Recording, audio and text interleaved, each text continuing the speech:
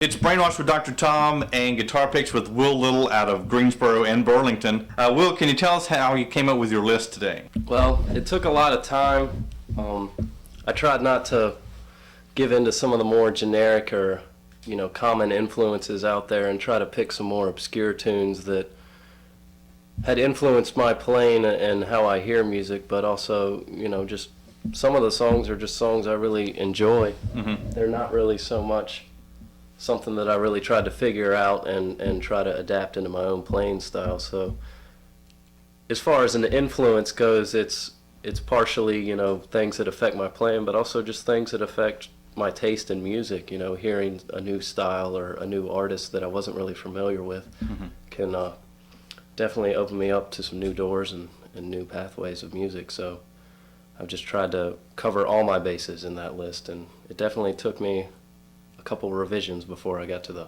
final cut. Okay. Well, on to the list, the David Grisman Quintet, Barkley's Bug. Dog and Nova is the album it's on. Yeah, David Grisman Quintet was a huge influence for me. I'd say back in February of 2002 is when I first really started playing the mandolin, and it came from after seeing that documentary, Grateful Dog, which is, going into the history that David Grisman and Jerry Garcia shared and sharing all that music. And I just remember seeing that movie and being instantly blown away by his style and his playing, and went home and got on his website, the acoustic disc website, and they had a lot of sound clips up there, and I just started ordering as many CDs as I could find. There were a couple in some stores, and I think I started off with a 3-disc 25-year compilation. But there's a lot of different things about his style I like. I like the fact that it's not really bluegrass.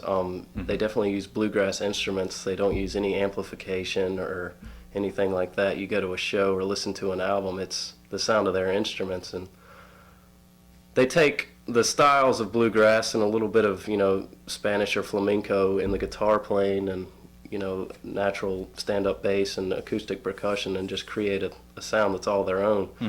In this song, the one thing I really like about it is how the head melody is really split up between the different instruments. The bass will play half of it, and then the mandolin will play another half of it. So it's kind of a call and response type thing where you have several layers creating a bigger sound.